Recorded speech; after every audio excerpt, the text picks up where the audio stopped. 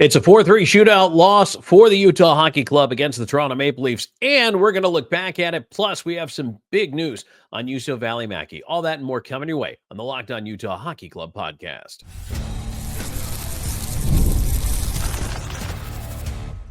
You are Locked On Utah Hockey Club, your daily podcast on the Utah Hockey Club, part of the Locked On Podcast Network, your team every day.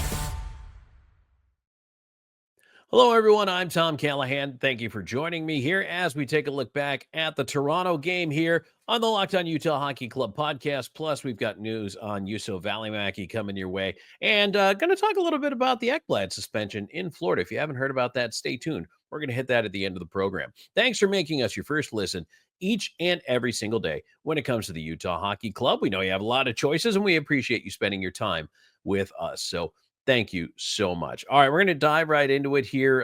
Boy, what an interesting game. If you didn't happen to see it, the game against the Leafs was something else. I don't know any other way to put it. Quite honestly, it was by turns a game where it looked like it was going to get out of hand in favor of Toronto. And then all of a sudden it looked like it was going to get out of hand in favor of Utah. And then in the third period, everybody knocked off the silliness, and we battled our way through and end up overtime with plenty of scoring chances in the overtime. And then we go to a shootout. So let's take a look back at the scoring in this one. And it was all Toronto to start things out. It's interesting. Clayton Keller had some post-game comments talking about the first period for Toronto. He actually, or for Utah, about Toronto, said, we, meaning Utah, didn't actually feel all that bad about their game in the first period, even though they were outscored 2-0.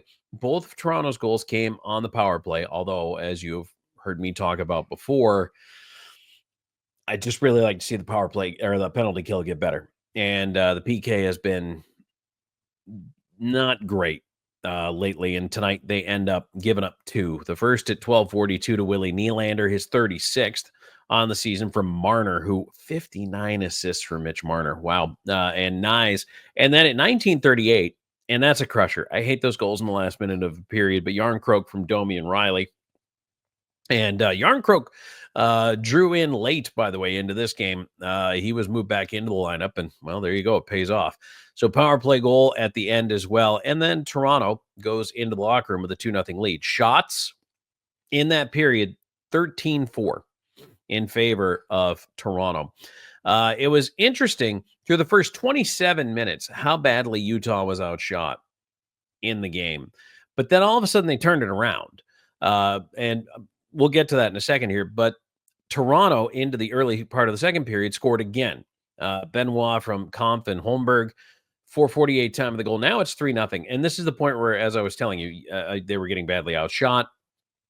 And I know some of those shots were from the power play chances, but Utah wasn't generating. I know that Keller, and I brought up those comments for a reason, said he felt good about their game. And perhaps there's just a little bit of that air that's permeating the Utah bench that's saying, hey, stay calm, stick with the plan, and we'll be able to make this happen. And they did eventually. He also went on to say, guys are saying the right thing on the bench. It's a different feel for the Utah Hockey Club at this point of the year. When they're down 3-0, look, that's not an easy place for any team to be. But they had confidence in themselves. And all of a sudden, almost without warning, they just completely flipped the tables. So after that, they go on a run in the next, so let's see, 27 minutes. So 13 minutes of the remainder of the second period, they outshoot Toronto 13-2, and they score 3 times. And they score those 3 goals in under 4 minutes. So at 8:14, it starts. Carconi from Doan and McBain. Then at 9:03, less than a minute later, one of the best goals you're going to see this year, Nick Schmaltz from Olli Mata and Clayton Keller. Keller, by the way, 50 assists. That's a new career high for him. But if you get a chance to watch a replay of that one, Mata's coming down the slot. And Joseph Woll, the Toronto goalie, comes out to meet him like he's going to shoot. Nick Schmaltz, it's almost funny to think about, just parked on the back door quietly behind him. It's like if somebody's sneaking up on you that they're going to scare you and someone else sees you and you're like, shh, don't tell them I'm here. That's what Schmaltz did. and he was off to the right, Mata's right, as he's coming down the slot, saw him, and just fired a pass right there. And all Schmaltz had to do was really keep his stick on the ice and make sure it directed into the net. Easy goal. But a thing of beauty, like just really well done, smart play all the way around, and it's 3-2. Then at 12-11, they cap it off, and Barrett Hayton hits 17th from Sergachev and Gunther. So Hayton getting the tip in front of the net. Initially, I thought that was Sergachev's goal shot coming in from that left point, but Hayton ends up with credit for the goal. So it's 3-3 now after 2. And the shots for the period were 15-7. And as I told you, it was 12-3 over that last 13-minute stretch. So Utah seemed to be in command of the hockey game. In the third, it settled down. Shots were 9-4 in favor of Toronto. Really didn't see a whole heck of a lot as far as power plays, one each in the third period. Keller got enough for high sticking. And then Toronto took a too many men penalty, which I didn't have a problem with that at all. There was also an oddball fight in this one. And I say oddball because Kesselring and Benoit went at center to get it going. And for whatever reason, Benoit decided he was going to jump into the fight with a flying punch, which I think is a clown maneuver. I know it happens every once in a while, but I don't know. I'm not a fan of that. It's not that it's against the rules, but I don't know. I just don't think it's an honorable way to enter a fight. But anyway, so Kesselring and Benoit go at it, and I thought Kesselring hit his head on the ice during the altercation, but hopefully he's okay and doesn't have any lasting effects. He might have a headache from it. But so the game goes into overtime, and Utah actually had a couple of brilliant chances in the OT, but 4 shots to 2, Utah over Toronto, but no one scores. And both goaltenders played well. So then we go into a shootout, and as it turns out, wouldn't you know, Mitch Marner scores the game winner for Toronto in the shootout. So looking at it, 2 for 5 on the power play for Toronto, 1 for 5 for Utah with the man advantage. Couple other stats in this one, just going over very quickly. Face-offs, Utah ended up winning 31, losing 34. So they were 48% on the draws in this one. Utah had 20 giveaways, 4 takeaways. Toronto had 23 giveaways, 9 takeaways.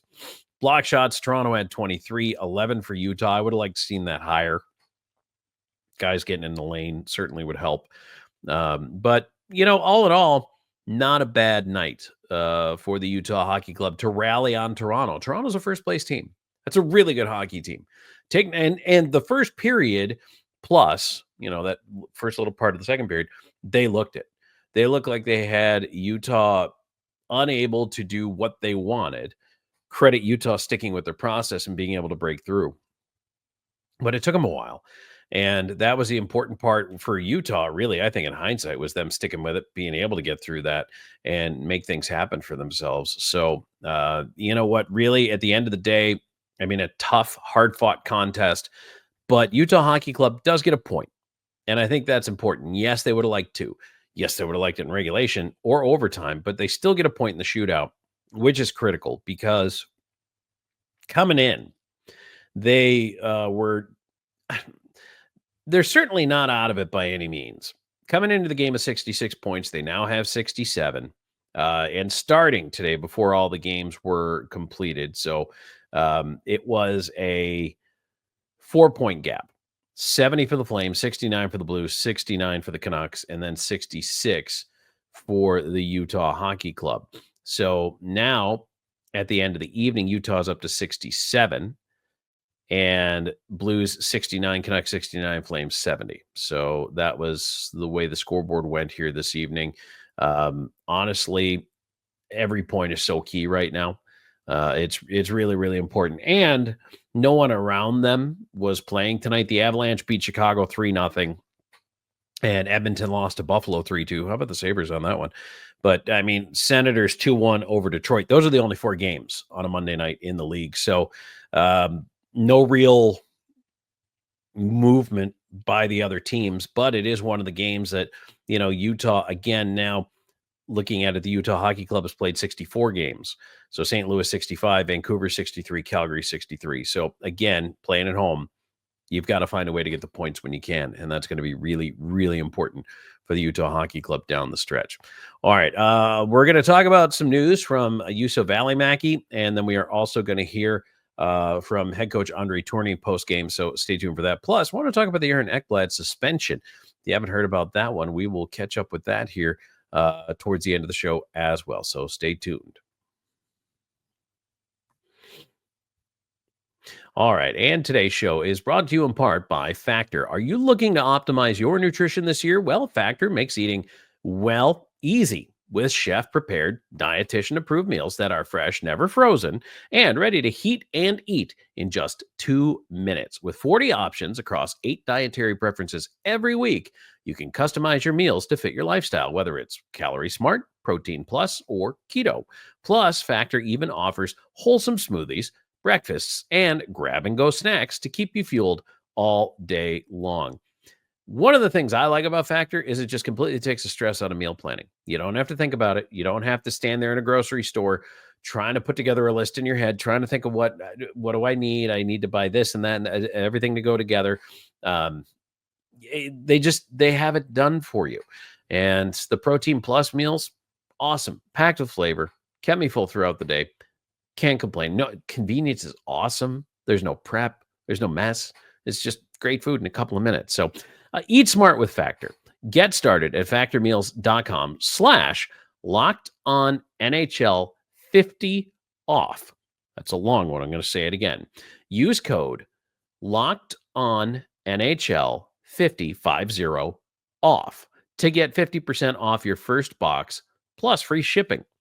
That's code LockedOnNHL50 off at factormeals.com/LockedOnNHL50 off. So you have to go to factormeals.com/LockedOnNHL50 off and then use the same code LockedOnNHL50 off to get 50% off plus free shipping on your first box.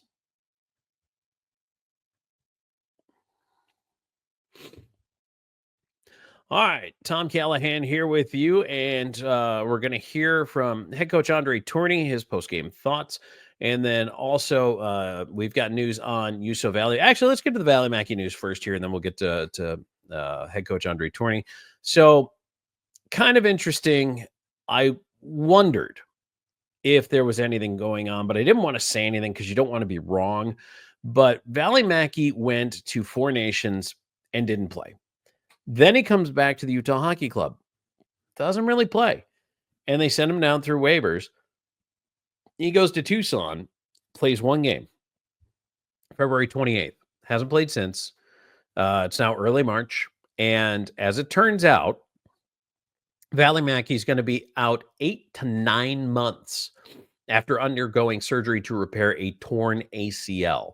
So I don't think he did that with Tucson, to be honest with you. I think this was something that was bugging him, and some injuries you could play through, like depending on, and it's different for goalies to defensemen to forwards, but if you can skate and it's just painful, and once it's torn, it's pain management for the player. So if the player can manage the pain and there's no worse damage to be done, and it does not hamper their mobility, you can continue to play through it if you can manage the pain.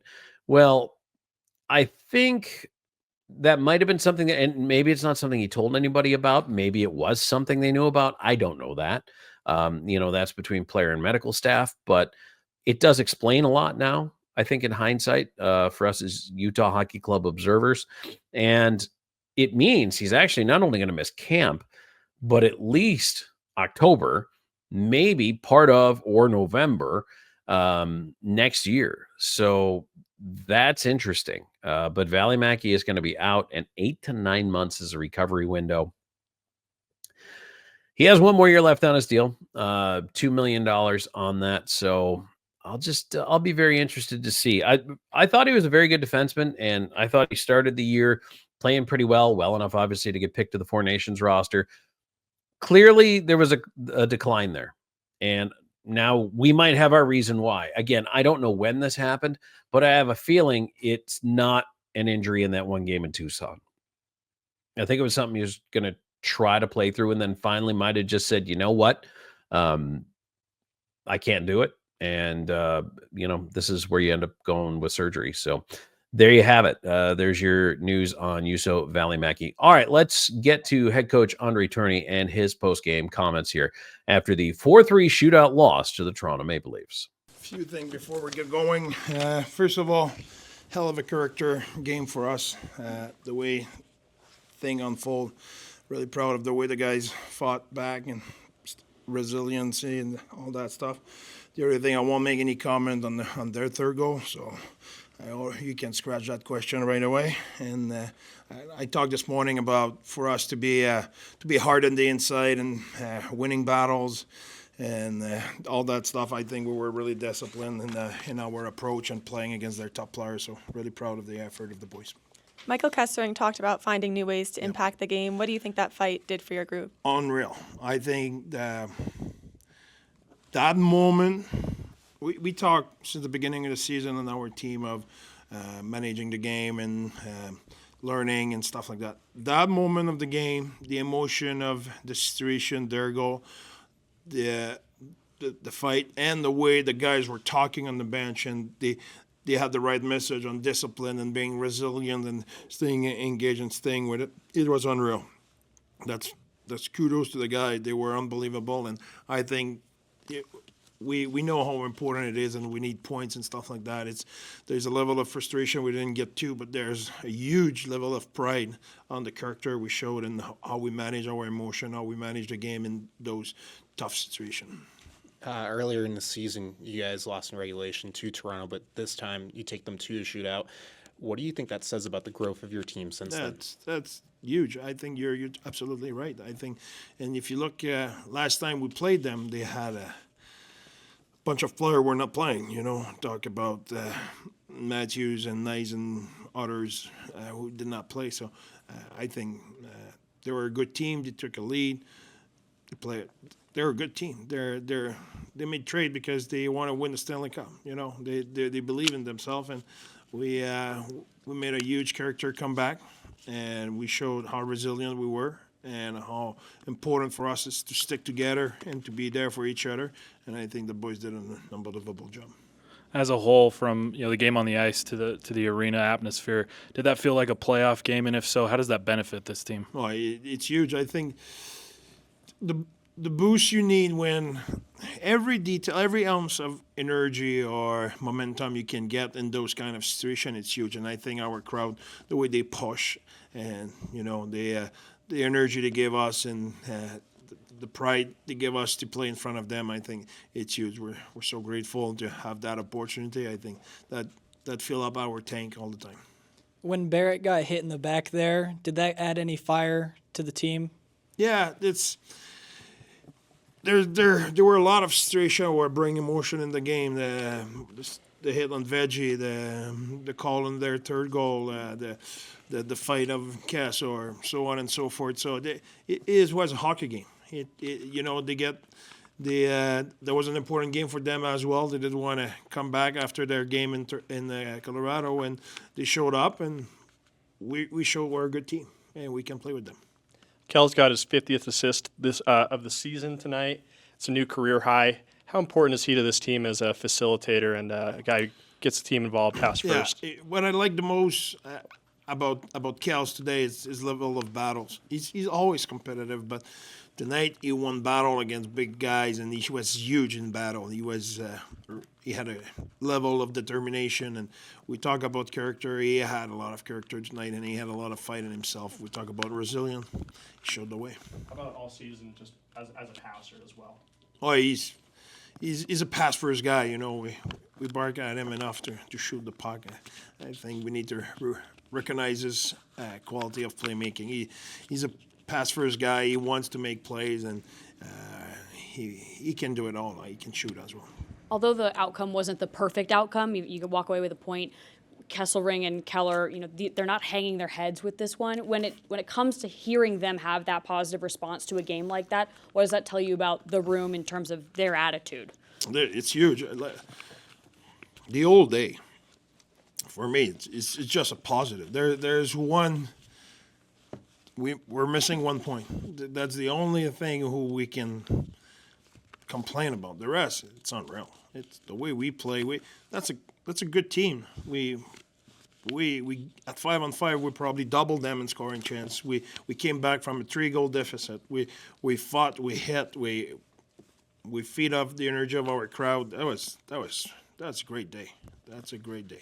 How do you think the way your team deals with adversity has changed throughout the season to this point? Well, it's huge. I think we talk about the youth of our team. We're second youngest team in the league, so there's a growing curve for us, and the way the guys embrace it and the way they learn and the way they progress, it's amazing. I think that's why we want to play those kind of game. They're meaningful game. They're in it, and it's not like you do it and okay, that's the way we will have to do it one day. No, it's right now.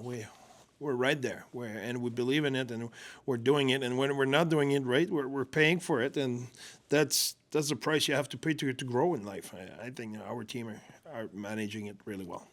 Vejmelka had an incredible stick save, to stop one right on the goal line. Where has he improved the most this season? Yeah, consistency, I will say, though. I will say he's been his first year, I should say. He had a game in Winnipeg. You should find the tape of that game. That's a clinic. That was unreal. We won, I think, 1-0. That was we had no business. It was unbelievable. So he showed, and he had other like that. So he can play at that level. Now he's getting more consistent and playing at a higher level on a consistent basis. A couple of the guys got asked in the locker room their opinion on the shootout. What's your personal opinion on the shootout? Do you wish it was like a longer OT, or do you not have an opinion on the matter? We're the team who had the most overtime in the league. So and I don't think there's a coach in the world who likes the shootout. Having that said, I think at some point I understand the rules in the NHL, I understand the mindset, I understand the media, I understand the show, I understand all of it, and I don't really have a strong feeling about it in the sense of, for me today we didn't lose. That's the way I think. We didn't lose a hockey game. We lose a skills competition, which has to happen. That's the reality of our league. And we can talk here about 10 good reasons why the shootout is there, and it's good for the show, it's good for the fans, it's good for the game. All good. I'm good with that. I think that said, I cannot go in front of our team and say, hey, we lost. No, we didn't lose. We lose a skill competition. That's the game of hockey. It was 3-3. Then there's the rules and the way it should be done in our league too, because now I think, if I'm not mistaken, I think we're playing 11. Is it 11 game in 20 days or 21 days? So it has to finish at some point. We need tomorrow's coming, so we need to get at it. So I understand the rules. I understand what it is. It is what it is. All right, one more break for us, and when we come back, we are going to talk about the Aaron Ekblad suspension. If you haven't heard about that one, kind of an interesting bit of news coming out of Florida. I think it's worth it every once in a while to take a look around the league here. So we'll get to that in just a moment. And today's show is brought to you in part by Wonderful Pistachios. Looking for a snack that's both delicious and nutritious? Well, crack into a good source of protein with Wonderful Pistachios. Wonderful Pistachios is one of the highest protein nuts. In case you haven't figured it out, I'm a protein guy. Each 1 ounce serving has 6 grams of protein, giving you over 10% of your daily value. Plus, they're packed with fiber and better for you unsaturated fats, which helps keep you feeling fuller longer. I'm a no-shells guy. I like to grab and go with my snacks. I like to have the bag there, pop a handful when I need it. Sometimes it helps get me through until maybe I can grab lunch or a better meal, or just, sometimes you want something to snack on. So there's nothing wrong with that. If you're a traditionalist, which, believe me, I don't mind cracking shells on pistachios when I have time. But if I'm in the car, in the office, I don't want to deal with that. But maybe you do. Hey, the in-shell options also there for you. So Wonderful Pistachios are a complete protein. They provide all 9 essential amino acids. Whether you're running between meetings, maybe you're dropping off your kids, Wonderful Pistachios are the snack that works as hard as you do. Get snacking and get cracking with the snack that packs a protein punch. Visit wonderfulpistachios.com to learn more. Okay, Tom Callahan back here with you to wrap things up on the Locked On Utah Hockey Club podcast. If you're still here, please give us a like, give us a subscribe. On YouTube, hit the thumbs up because it does 2 things. It helps us with the algorithm. Thank you very much for that. But it also helps you find more great hockey content as well, whether it's other Locked On shows. If you're a fantasy person, the Locked On Fantasy podcast, there's a regular NHL show. Of course, we do our squad shows, which I've been a regular guest on lately. So, the Locked On Network really does have a lot of stuff for you out there, and other sports too. I mean, I know a bunch of you are probably Jazz fans. Maybe we've got some leftover Suns fans from the Arizona days. No matter what, I'm a Lakers fan. Not a LeBron fan, but a Lakers fan. So there's plenty of content out there for you. Baseball, football, college. If you want to follow the Utes podcast or the BYU or whatever it is, there's one for you. So, all right. Thank you. And now I want to talk a little bit about this suspension that came down. So Aaron Ekblad, this was announced, has been suspended 20 games without pay for violating the terms of the NHLPA Performance Enhancing Substances Program. So under the CBA, the collective bargaining agreement, the suspension is accompanied by a mandatory referral, so no choice to the player, to the NHL/NHLPA program for substance abuse and behavioral health for evaluation and possible treatment. So I just want to say it's mandatory evaluation, possible treatment. But Ekblad, this is interesting. So he's a pending UFA and put out a statement, but because it's 20 games and Florida had 18 left in the regular season, he misses those 18 games and then the first 2 games of the playoffs. So this suspension carries into the postseason. It doesn't pick up next year. So that to me was interesting, but it is the remaining 18 games of the regular season and the first 2 of the playoffs. So here's Ekblad's statement on it. As the NHL announced, I have been suspended for violating the NHL/NHLPA Performance Enhancing Substances Program. The news that I had failed a random drug test was a shock. Ultimately, I made a mistake by taking something to help me recover from recent injuries without first checking with proper medical and team personnel. Then he goes on to say, I know I let everybody down. I've learned a hard lesson, yada, yada, yada, blah, blah, blah. So number one, that is big news unto itself. But number 2, I don't buy it. You don't make that mistake. Pro athletes in this day and age know every single thing that goes into their body within an ounce of protein, within a whisker of the powder that goes in their shake, and they know what's in it. And NHL teams, one, have a lot of control over players, but they also have a lot of guidance for workouts, for nutrition, pre-workout, post-workout, meals that you should be eating. Now, look, they can't keep a guy from buying a bag of chips and shoveling it down, but that doesn't happen. Today's athlete's a lot different than 30 years ago. It's a different mindset now because they are all basically little machines that the way they take care of themselves is in accordance with eating well, getting enough rest, taking care of their bodies. They want their career to last as long as possible, and they want to perform at optimum levels. So I'm not buying that Ekblad didn't know what was going into his body. We'll never know the truth. We'll never know the truth. I'm just telling you that's what I believe. You can draw your own conclusions. And in fact, if you want to shoot me a comment on it, you think maybe Ekblad somehow got mixed up with something a little weird and you think that's the truth, okay. Hey, I'm open to your opinion. I don't mind. You can certainly reach out to me with that. But I think it's a cautionary tale. It really is. Because one of the other things that was a little alarming to me that set off some bells in my head was he said he didn't check with team personnel first, didn't clear it with the medical staff on the team, didn't have them look at it, didn't evaluate it. He just took whatever he got. So my question is, where'd you get it? You know, I took something to help me get over some recent injuries. Generally, that all comes through the team and the team doctors and the team trainers. Where'd that come from? So I don't know if he just like rolled up to Walgreens and just tried to pick something up off the shelf. I don't know. It's weird. It doesn't quite sit right with me, but it's a cautionary tale for everybody around the league to know that, the tests are there for a reason and they are random. You get pulled at random. So, I mean, and here's the other thing. This is kind of an interesting thing now. Do you think the Panthers maybe knew what was going on and that's why they got Seth Jones? Do you think maybe they knew Ekblad was under investigation or there was pending some kind of disciplinary action, that maybe the league gave him a heads up and said, hey, we need to test this. And they did. I wonder if Florida knew in time. I wonder if they knew in time to go out and get Seth Jones, because now that acquisition looks even bigger. So I don't know what it means for Ekblad's future. Like I say, pending UFA. I guess it depends what Florida does on the Stanley Cup run. We'll see.